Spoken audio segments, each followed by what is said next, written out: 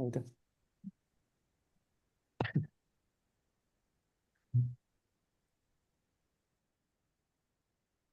Hey, since you joined, can I use you and can you be there on and checking YouTube? Me? Okay. No, no, I said not Fran. I said Ace. Did Ace. I say Yeah, Fran? yeah, sure, sure. Okay. There are more people here. I didn't notice. Shit.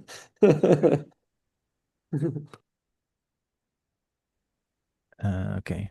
So the recording started. So let me share the screen as usual.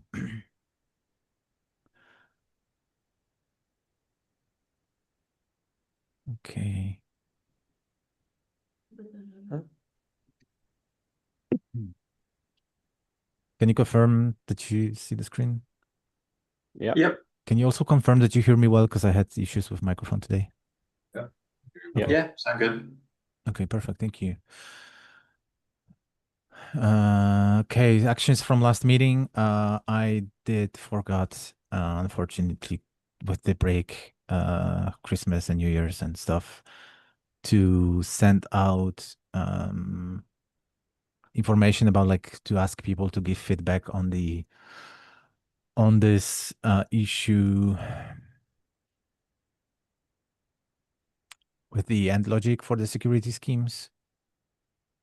So my apologies. I'm gonna do it after this meeting, so we have it for another meeting input.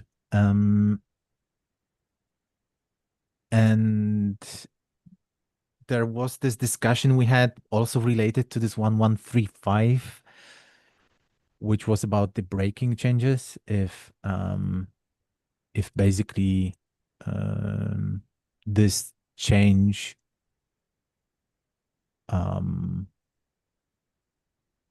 wait, I think I broke the links. Yes. What the heck? Wait, it's a broken link. Excuse me.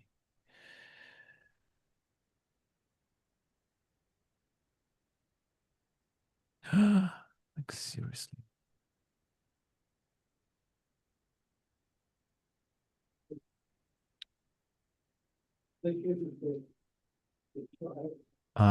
Yeah, it's actually all about the same. So basically, we are discussing about the breaking changes.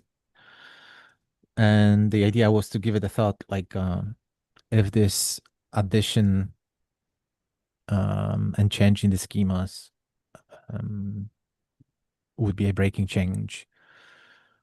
But I'm guessing, or actually, I'm wrongly guessing. Did you had a chance to look at it, or like me, because of Christmas, not really?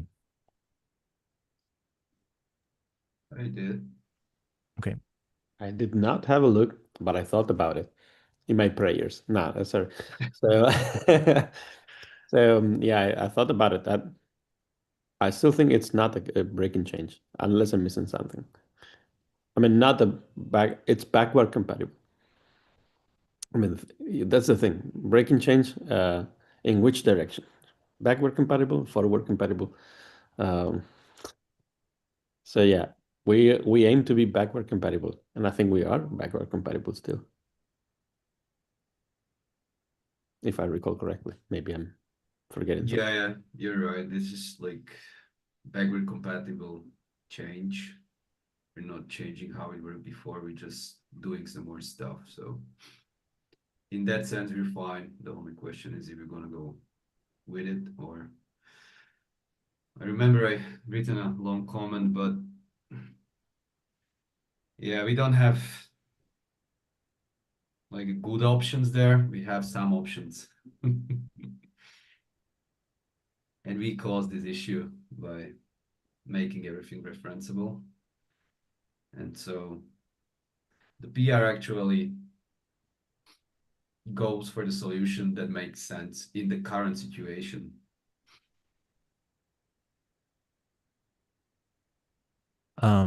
So, but just to, because I didn't, can you, so the idea when we think that it's not a breaking change is when we make it a tuple, right? It's Yes. still the old way or an array. Yes, it's still the same as it was before, but we're adding like a list of lists on top of it. So we're adding like a union of types that are now supported instead of single type. It's not ideal, but there's not much option we can do there because we lost this original way of expressing it by referencing the security requirement object directly. Yeah, I think that the best way to test this out is that imagine that you use the old syntax, but then you add 3.1 AsyncAPI field. You add 3.1.0. Does it work? If it works, it's not a breaking change. That's it. Yeah. That's how I said. So that's the case, I think, unless I'm missing something, but that's the case. So that's fine. And as Vladimir said, like, I mean, it's not ideal, but it's a good way to make it non-breaking change, right? To make it backward compatible. Yeah, and to It's a add good the trade-off. functionality that we lost in 3.0. Yeah, on 4.0, maybe we decide to rewrite it. Cool, maybe not, we'll see. But for now, it works. Yeah. Like it seems original, like an exotic use case, but the more I digged into it, like I'm more open API guy where I see more stuff related to the authentication. So it's actually a very common use case to express like different types of authentication and how they tie together with this time of syntaxes, like the original one that we had in 2.0 or 2x, and now that we are missing in 3.0. So it's something that actually people need and use. It's not an extreme or corner case.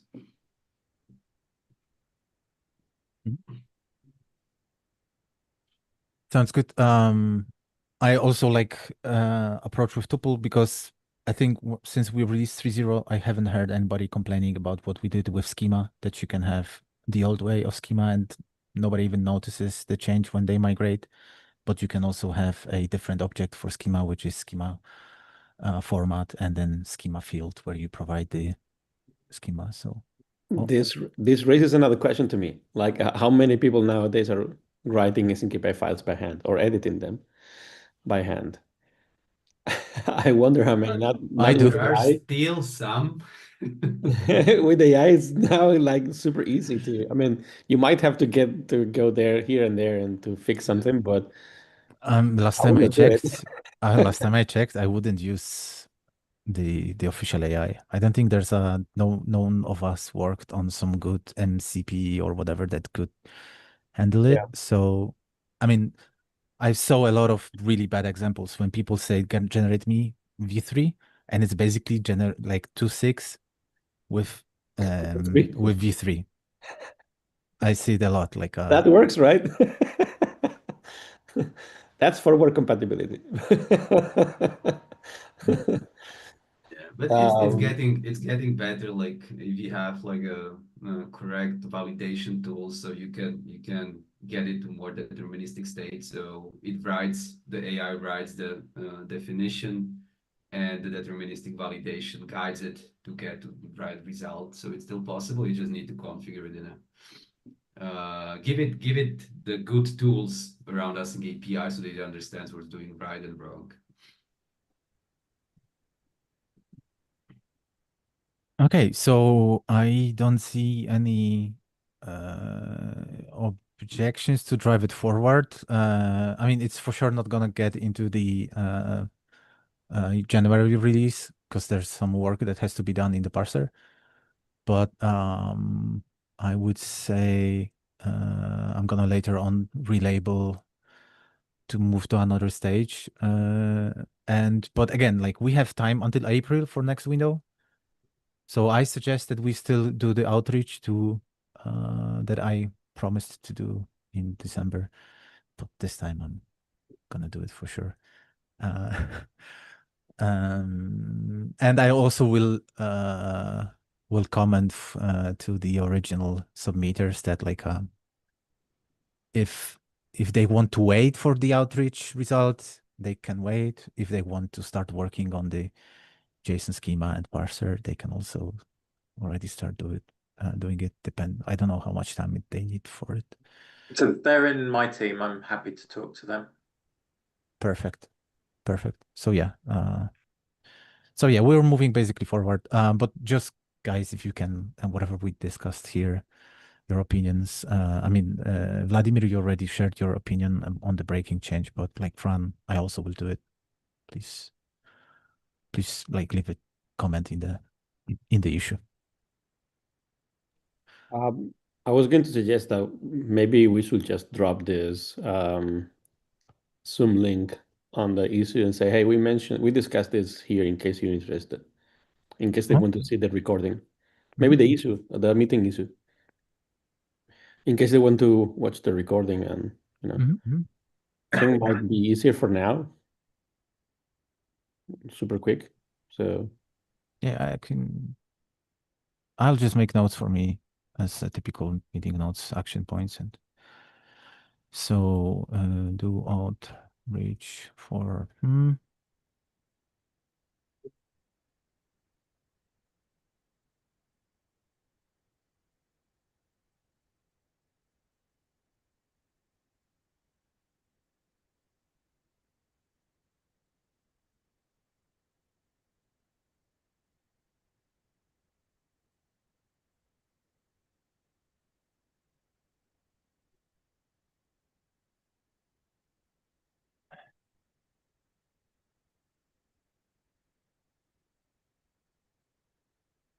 Okay. So I think we have this covered. This one, I think you approved the last request run. Okay, I think we have all approvals. So the next topic is 3.1 release. It has to happen next week.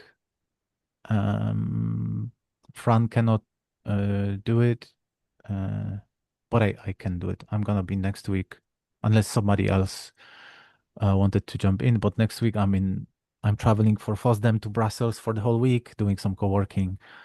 So basically, no family obligations, so I can just spend the whole week on my laptop, like a typical nerd. But I don't think it's gonna be complex to release. It's just spec schema that has just to be make sure released. you don't eat pizza, okay? No pizza, yeah. And no volume in my blood, basically. That's of course included. So I will like 3.1 and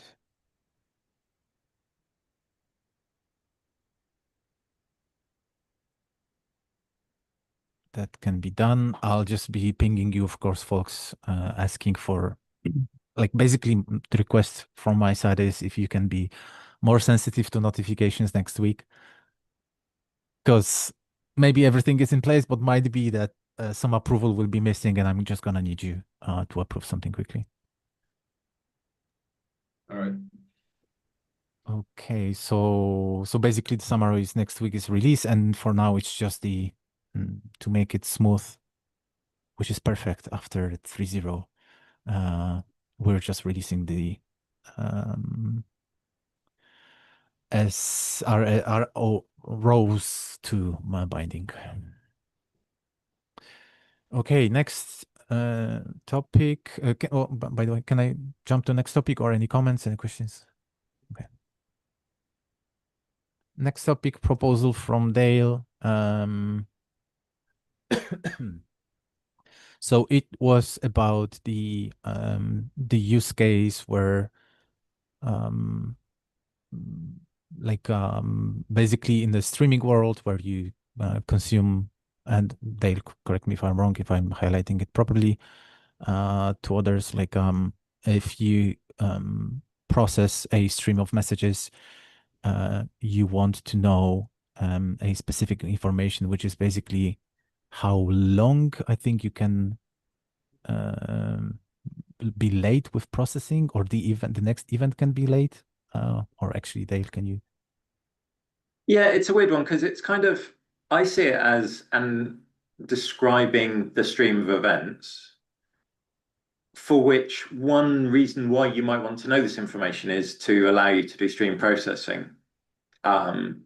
Essentially, it's a description of how far out of sequence could this stream of events be, because in the real world, it's not always a reasonable expectation that events on a topic A, B, C, D, E were produced in that order, A, B, C, D, E. Sometimes things get out of sequence because, the producers live in different places, different network speeds, retries means things land out of sequence. So it's an attribute of the topic, in my eyes, it's an attribute of a topic to say, because of the nature of the things producing to this topic, sometimes you might expect to see things on this topic that are 30 seconds out of sequence. And yes, it's useful information for stream processing, you need to know that. But is that a stream processing property, or is it a property of the topic? That's, I guess, kind of where the debate in this issue has gone a little bit. Yeah, thanks.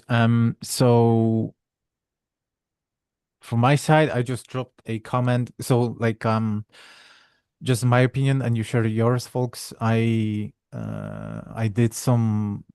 looked into it from my lens of AsyncAPI generator maintainer. So basically purely thinking on the code generation. So I basically see that if I'm not gonna have this information in the AsyncAPI document, I just have to find workarounds how to put them in AsyncAPI document or some different way if I would like to generate some code for handling streams. So the only comment from my side would be the structure, but I guess before we go into the structure, how we present it, like Fran, Vladimir, did you had a chance to look into it? Yeah, I read it. Like, the proposal is sensible. It's just the only thing that I thought, I think I commented somewhere, like we are putting now like real time into an async API document, which I know we need it, but it seems a bit odd, when defining a time, like actually in second units or millisecond units within the document describing the API, but that's just maybe me. Like, maybe it's like too much implementation details within the spec. But overall, it makes sense.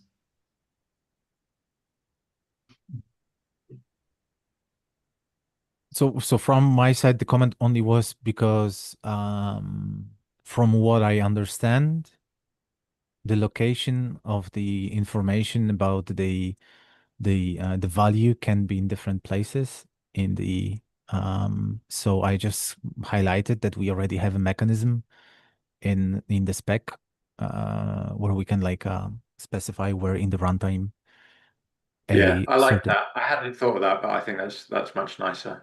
yeah, and it's consistent with so if in generator I have already logic how to parse the runtime information. That's perfect for anyone actually already using AsyncAPI. So that would be, then you just have one field location instead of location and attribute. So that's handled. Yeah. And my other question was only because I feel like it's purely streaming related. And then when I started digging in, there's more into this topic of streaming, like this watermark, like this window where you can specify also the window when the processing of stream should happen. So then I just basically can imagine that more and more features, like people will notice one feature and then they will request more. So maybe we should rather, instead of just directly put time object in the channel, maybe we should have actually some high level wrapper like a streaming or something that we have a place to place more features in the future. That's the only feedback I would have for now. Unless I'm wrong, but I think what I've seen when I tried to read about it, usually there was whenever there was a discussion about the latency, there was always mentioned this topic of watermark. So that's why I started thinking like there could be something more basically coming in the future.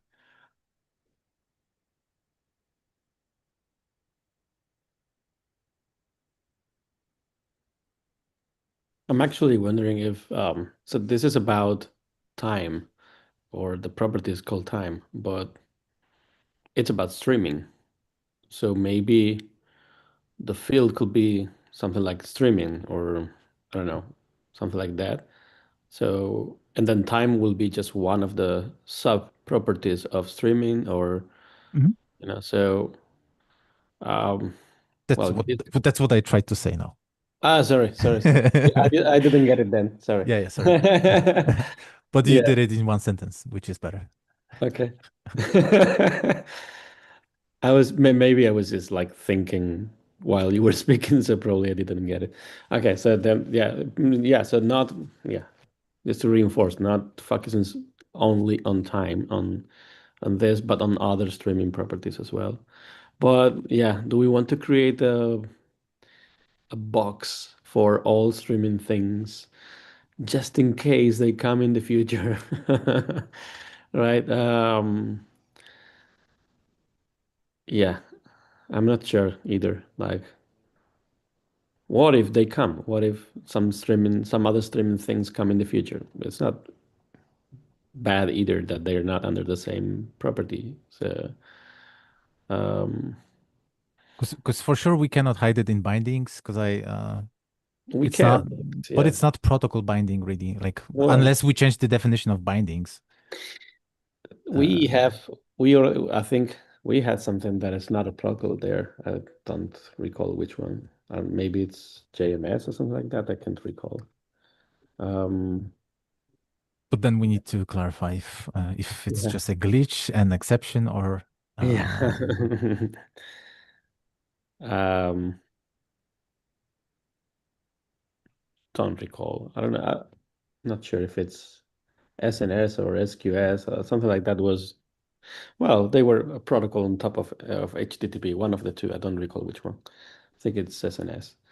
Um, so yeah, anyway, the definition of protocol there is very loose. So so yeah. But yeah, I agree. I agree. This is not even close to be a protocol.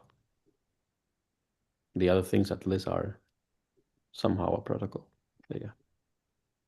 again, I would say that's one of the options as well. Like basically, and it's not a breaking change if we redefine what bindings are. That it's not necessarily just protocol binding; it's just a binding, which can be also framework binding, whatever. Yeah, I Um, mean, I guess, streaming is, I guess, a class of application, a particular type of application that's going to interact with an asynchronous API. So if we're using the document to describe applications, then maybe we can say different types of app could have their own binding.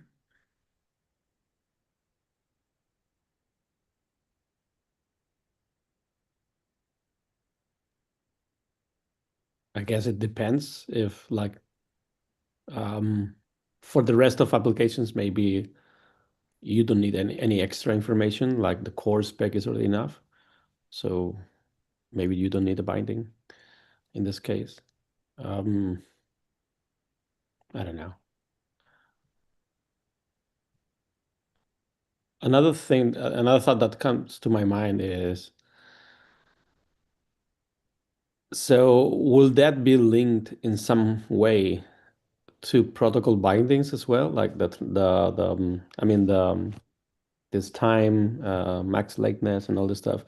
will this be somehow related to some bindings, to some protocols in how you should be expressing this? Like, is this configurable in some protocols somehow? And if so, are we going to have the same value in two places? Just asking because I have no idea. So I don't know enough protocols to say definitively. The two that are in my world are Kafka and MQ. For both of those, payload or header are the main places you'd want to refer to, and we can do that with the core spec. But as the discussion last time about sort of ROS highlighted, there's plenty of protocols. I've got no idea how they would do the equivalent. But when you refer to Kafka and MQ, it's just like, because when you say it can be done in payload or header, it's not much really about the protocol itself. Like, so you can, like, as far as or different ways, like what I understood when I did my research, it's more really like a tool and framework related, like a way how you handle streaming. And then on Kafka, it's just a property, as you said, like it's just like one of many properties that you can put in the payload or header. No, isn't it like this? Or but they are not special properties, yeah. right? They're not. Okay. They're just regular properties that the framework understands, right? That's the only thing, I guess. Okay. Okay. So it's not part of the protocol, let's say. Mhm.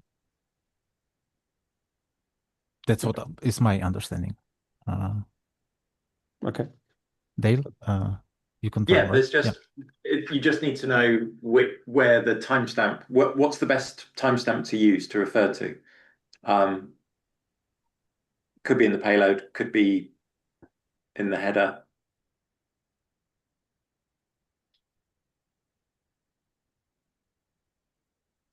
Okay.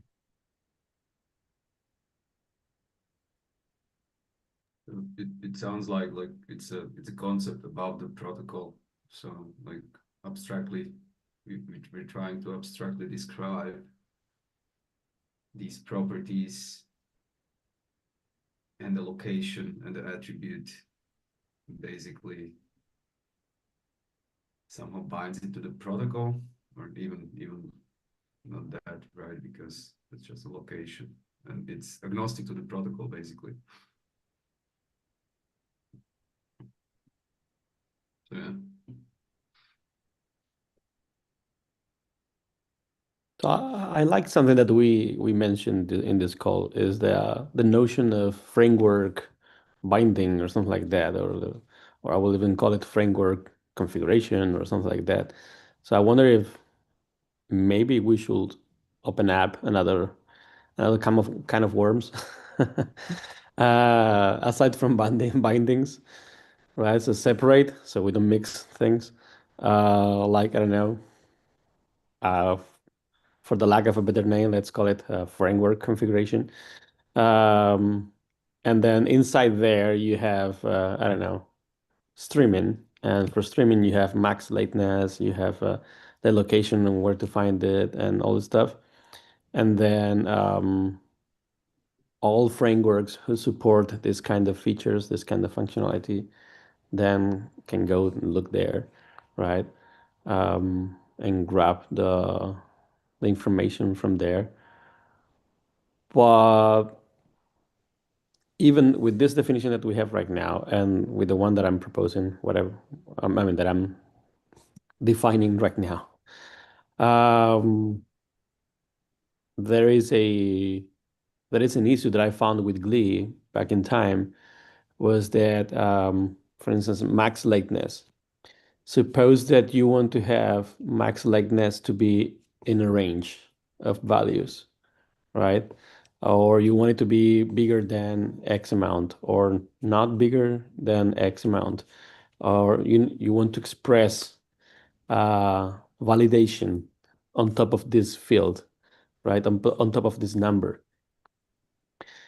So if you leave it as a number, it has to be this constant number. But if you want to add validation, you probably want to have like a JSON schema definition that validates this number, let's say. But then depending on the use case, if you have a JSON schema, for instance, then if you're going to generate code, then yeah, you have to just guess a number based on the validation definition and the JSON schema definition. You have to guess a number, which is not always easy. I will even say not always possible. And the other thing that I faced was that if you have a constant, then you cannot have things like a range or rules like bigger than, less than. And I'm thinking here now, like imagine it's not for this. Imagine that you have this piece reusable in some place for the whole company, and you want the whole company to be using values in between two amounts, right? You want to express this with a JSON schema definition, with the JSON schema validation, right, and so on. Not a constant number, right? So I wonder if we will face that problem too with this. Like, will people want to have that kind of validation? Should this validation be done outside, like for instance, in a spectral rule or something like that? I don't know. Just thinking out loud right now that maybe the constant number might also become a problem. But yeah. But the case you mentioned, wouldn't it be, you remember the University of Catalonia? They were doing this for Port of Valencia. Like there was exactly the quality of the connection, everything that was the speed of delivering of the event. All these were defined upfront, what's the expected, and they were defining it in AsyncAPI document as an SLA extension. So your case, isn't it more like so one thing is for the runtime when you generate app, but the other one I think is just like an SLA where you have this certain standards you have to fulfill. You have it in AsyncAPI documents, so later on it also can be validated in some app, whatever monitoring applications you have.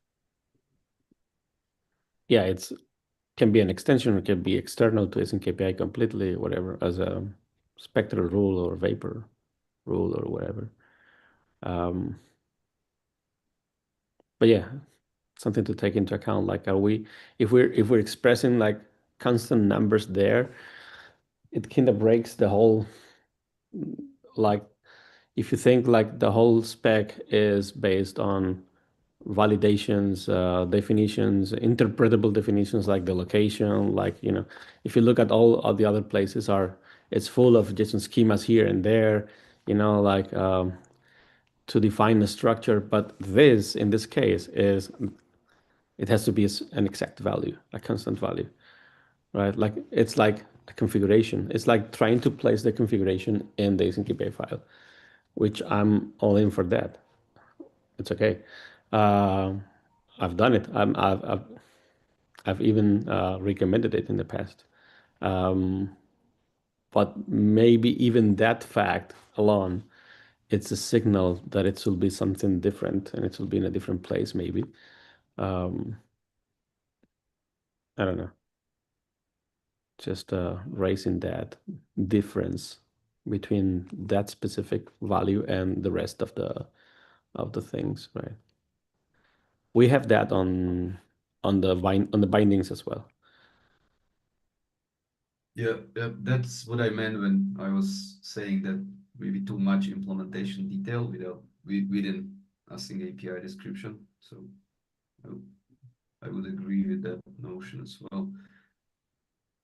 But related to the validation and linting, you can still like embed that this field is a number, right, or something else, and then you can have linting rules company wide, which goes beyond the JSON schema validation and embed the range or whatever.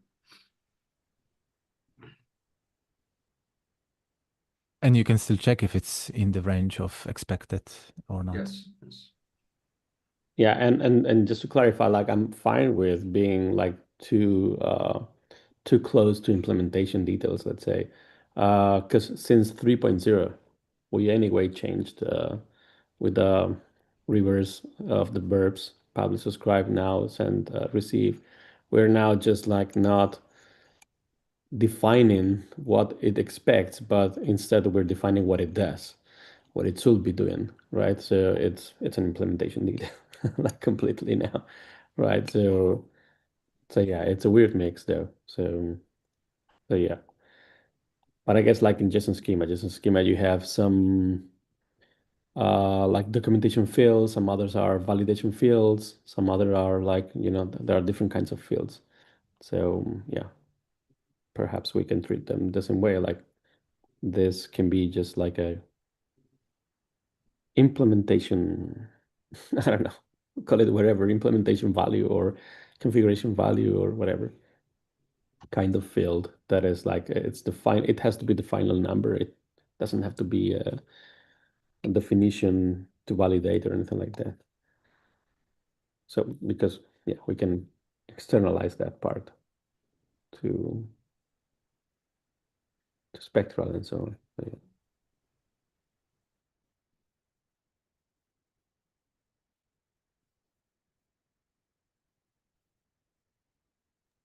I'd say let's keep chatting. Again, there's a lot of time until April, and since I anyway will talk to Tuli and ask her to mention the other topic in public on socials, we can also put out this one to also get more input from other people. Especially, I think we know some people from streaming world that we can ping also directly and ask them to jump in.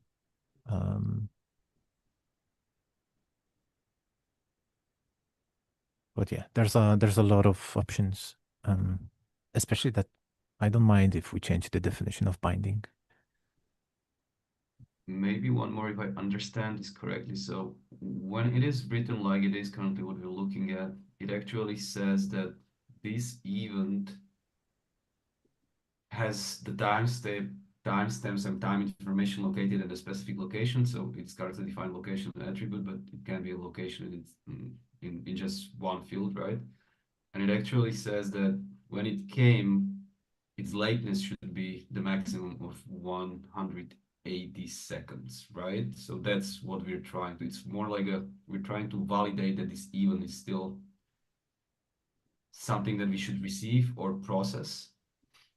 What I'm trying to say is, if you look at two events next to each other on a topic or on a queue or whatever it is, if max lateness was 5 minutes, then it would be reasonable to expect that two events on the queue or on the topic could be 5 minutes out of sequence. So in other words, there could be an event on the topic that has a midday timestamp, and then the next event after it had a timestamp of 11:55. That event came 5 minutes later than it should have. So it's about talking about the relationship between events on a topic. So it's not about looking at one event in isolation, but it's saying that how far could you expect to receive things out of sequence? All right, thanks for additional context.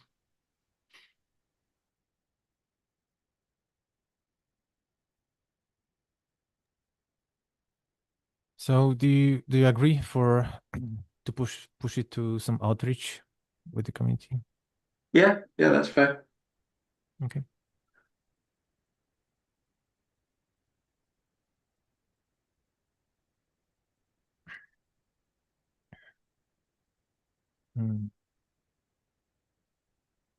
And last but not least, discriminators, my favorite topic. First of all, like, help me understand, folks, because I mean, I cannot say I do AsyncAPI for 10 years because it doesn't exist for 10 years. But whenever I interacted with OpenAPI or AsyncAPI, whenever people were coming to the table and talking about discriminators, the only topic they were always mentioning was inheritance, polymorphism, and they were explaining that they really there's no other way to reuse schemas. That's how they reuse schemas, etc. That's how they want to structure schemas. Until recently, in the generator, I found completely different use case that I've never heard about. So the question is, have you ever heard about something different that would justify existence of discriminators, especially in OpenAPI? Is it really just the polymorphism or?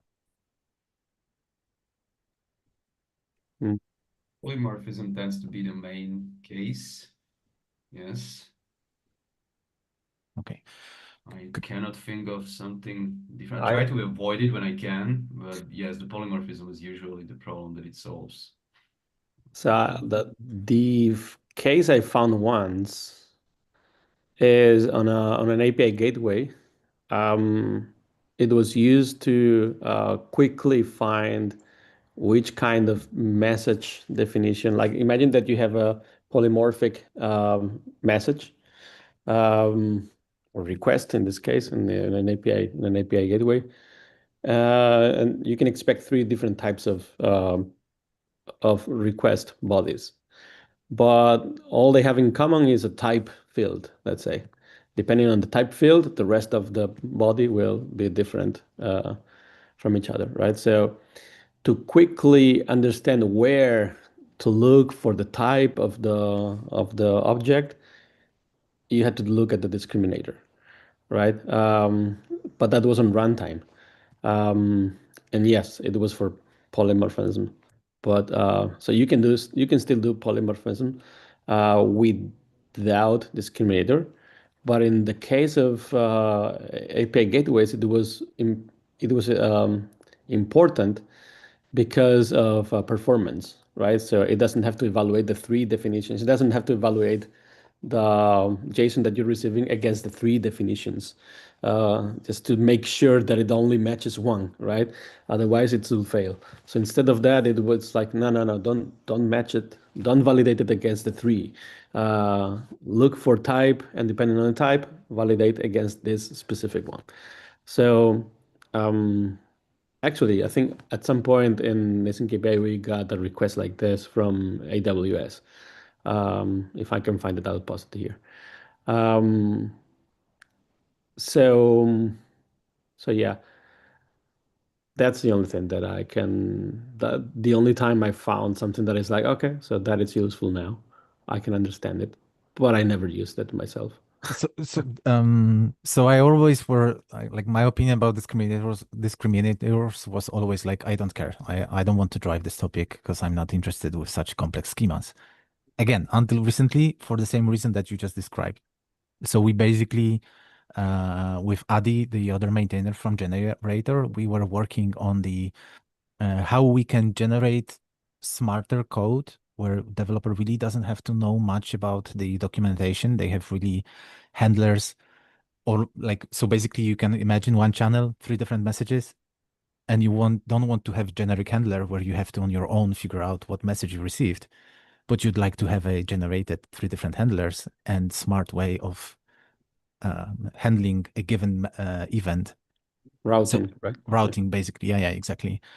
And so with AsyncAPI, current AsyncAPI, where discriminator is just a string, it's not helpful because you can just point to type, but not the value. So what we have released a few days ago is basically routing based on our discriminator. So basically, just pointing to docs, just to put everyone on the same page. So we have this discriminator. Was too quick. So we basically use discriminator string, but then to specify the value, we just basically make sure that the schema and this particular property has a const value. So we basically evaluate basing on the const and the like we try to have rich discriminator as the one that is in OpenAPI. We try to have it in the runtime with this approach, which works, but it's not really helpful because you have to have control over schema. So basically, let me just quickly show you. No, not sure if that's the. Yeah, so basically we can have we can generate basically 3 different helpers. Like you can have as many handlers for hello message, separate for main event, and separate for disconnect message. And let me show you. Where was I here? And let me show you what that means.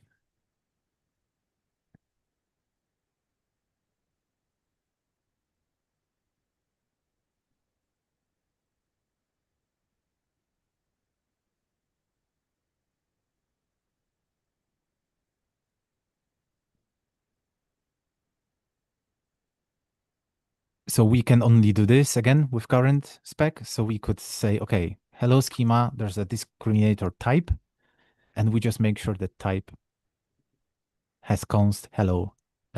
So basically during generation, we figure out what discriminator to use and what value should be a decision maker, how to route the message.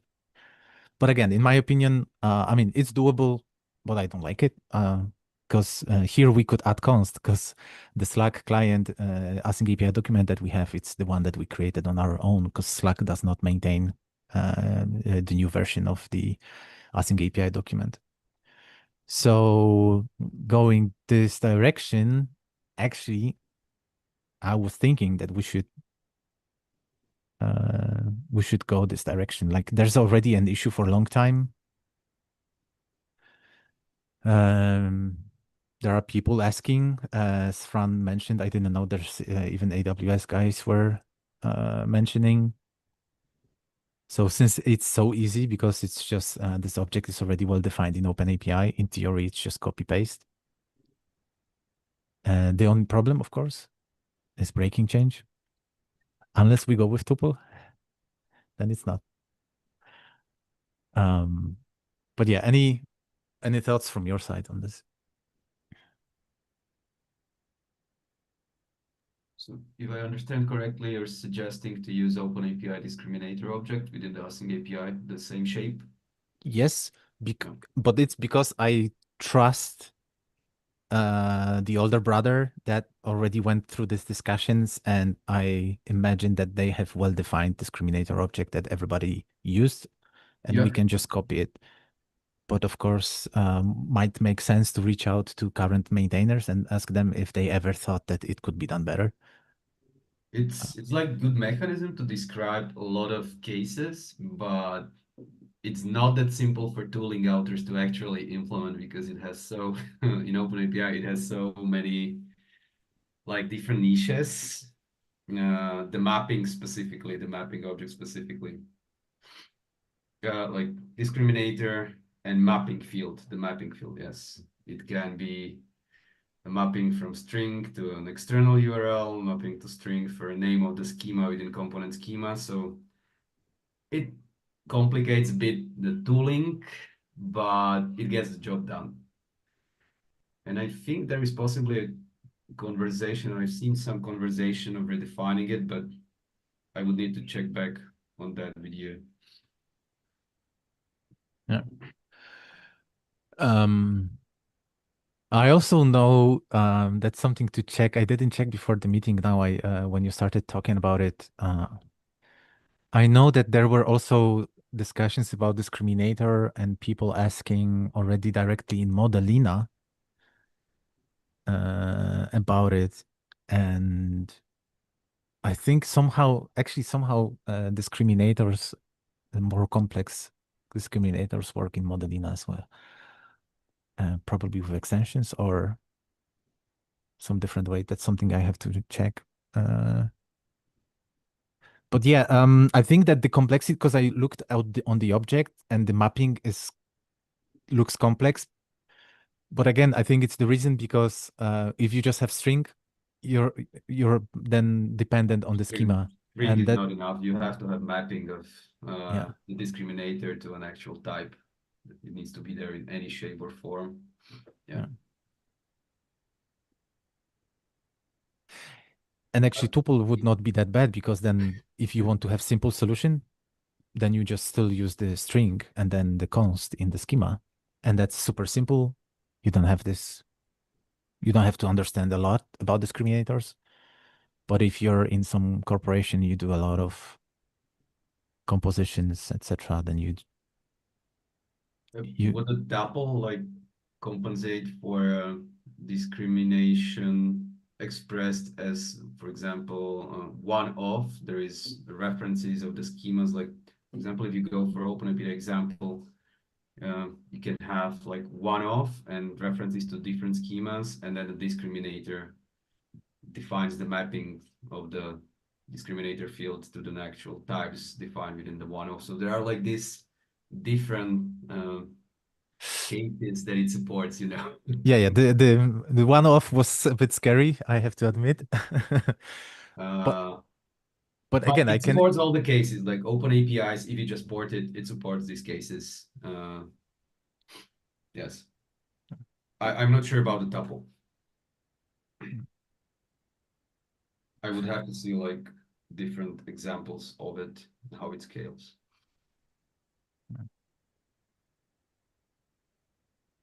I think, yeah, aligning with OpenAPI is always a good idea, in my opinion. So if we're gonna align with them, um, and let's not make it a breaking change. So let's make this field polymorphic itself, right? So it can be a string or the new definition.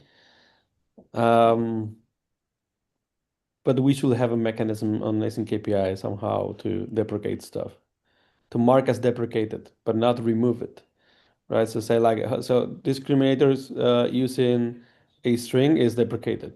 It will get removed on version 4, whenever version 4 comes out, of course. Maybe never, who knows? But maybe maybe in 4 years or so. But as soon as you can, please stop using it, right? Or migrate it. So yeah. In field description, we can mention deprecation warning. It's Yeah, usually and I think like tools should also display some kind of warning. Like this is deprecated, so please don't use it. Change it to this new shape, this new syntax. I think it's a good trade-off for now. good. I'll try to find a conversation in OpenAPI where I've seen that maybe a not good fit for them anymore. Maybe they're thinking of something different, but I'll try to find it pink Yeah. on a Slagger in the issue itself if they're thinking about already alternative solution. If not, then it's good enough.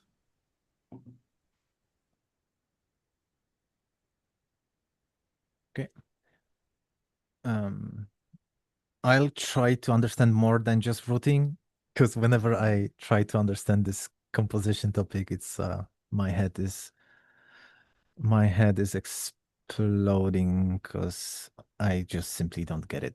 And even the word discriminator doesn't fit in my head to this concept. You have the same concept in TypeScript. It's called the same discriminated union. You have like different types, and each types needs to have one field that discriminates between them. It's basically the same concept in TypeScript as in OpenAPI or AsyncAPI. Yeah, the only concept in TypeScript that I like is any. So Yeah, I also like unknown with TS ignore under it.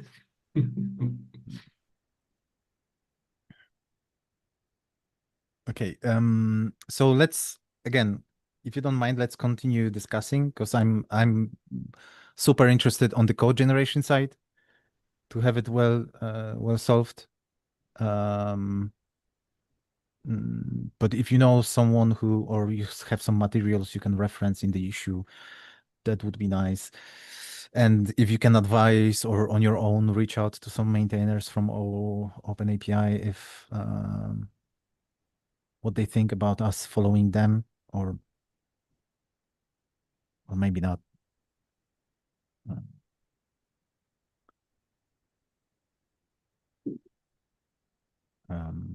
Okay. So let's, again, it's not super critical. We have it solved.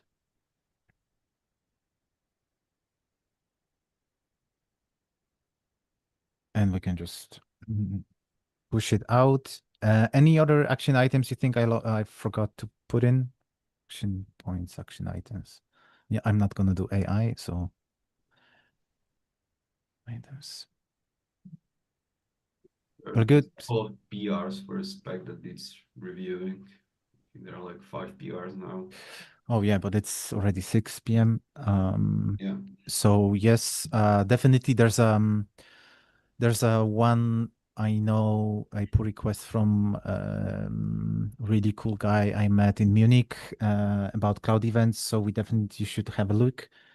And I will also try to ping him and invite him for the next meeting so he can join and we can have discussion about cloud events, because it's also one of the topics that is ignored for some time, and we should probably have a look.